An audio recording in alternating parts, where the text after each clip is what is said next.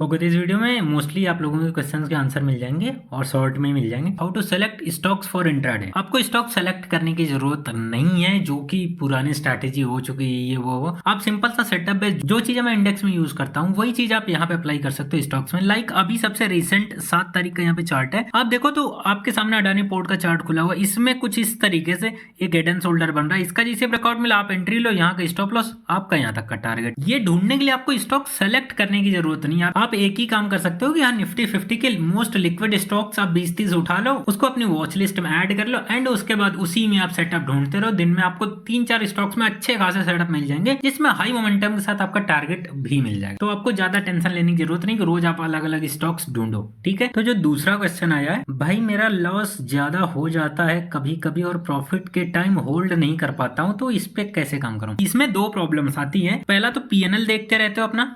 अगर आप पीएनएल देखोगे तो आप बड़े टारगेट के लिए कभी नहीं बैठ सकते, कभी नहीं, आप जितना भी ट्राई कर लो। एंड द सेकंड थिंग, आप जब लॉस में बैठते हो क्या करते हो, आपकी स्टॉप लॉस लगाते नहीं हो सिस्टम पे, आप देखते रहते हो कि यहाँ कट करूंगा यहाँ कट करूंगा और मार्केट आपके ऑपोजिट कई बार चली जाती है और बहुत तेजी में चली जाती है, उसके वजह से आपका लॉस ज्यादा बड़ा हो जाता है। तो आप दो चीजें करो, पहला तो आप सिस्टम पे स्टॉप लॉस लगा लो। सिस्टम पे ऐसा लगाने से आप थोड़ा सा इमोशनली डिटैच हो जाओगे उस ट्रेड से और उसको अच्छे से हैंडल कर पाओगे। दूसरा, पीएनएल मत देखो, आपकी ये प्रॉब्लम काफी ज्यादा सॉल्व हो जाएगी। तीसरा क्वेश्चन है ट्रेडिंग के रूल शॉर्ट में। 3 रूल्स मैं आपको बता रहा हूं, जो आप फॉलो करोगे तो काफी चीजें सही हो सकती हैं। पहला तो आप ट्रेड प्लान बना लो अपना कि मुझे इतना लॉस इतना प्रॉफिट जो भी करना है, अपना मार्केट ओपन होने से पहले आपका ये फिक्स होना चाहिए कि इसके अराउंड मैं लॉस इतना ले सकता हूँ एक दिन में, या फिर प्रॉफिट आए तो इतने, number of trades max to max इतने। ठीक है, तीनों में से जो भी कंडीशन पहले हो गई बंद कर दो ट्रेड। पॉइंट नंबर 2, आप सेटअप बेस्ड ट्रेडिंग स्टार्ट कर दो, क्योंकि उसमें लॉस और प्रॉफिट जो होता है वो टारगेट और स्टॉप लॉस पहले आपका मिल जाता है। इसकी वजह से आप थोड़ा सा इमोशन अपना बैलेंस कर सकते हो ड्यूरिंग द ट्रेड, जब आपका ट्रेड चल रहा हो। ठीक है, थर्ड पॉइंट, हमेशा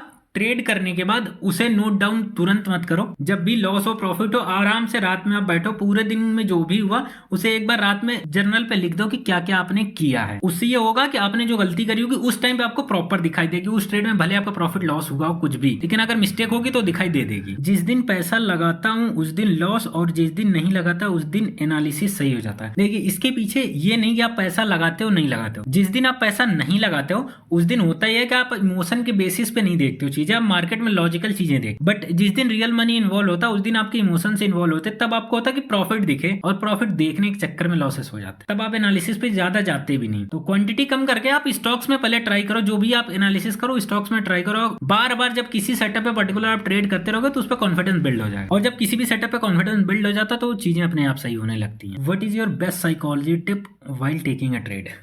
देखो, एक साइकोलॉजिकल टिप जो अगर मैं देना चाहूं, कभी भी जब आप ट्रेड लेने जाओ उससे पहले एक क्वेश्चन पूछ लिया करो, क्या इसमें सारे रूल्स मेरे फॉलो हो रहे हैं, जो स्टॉप लॉस और टारगेट आ रहे हैं दोनों में से किसी तक पूरा बैठ सकता हूं। अगर नहीं बैठ सकते हो, आंसर बीच में अगर थोड़ा सा भी ना आया, रूल्स भी ब्रेक हो रहे हैं, उसके बाद स्टॉप लॉस टारगेट बड़े बड़े हैं, अवॉइड कर सकते हो उस सिनेरियो में।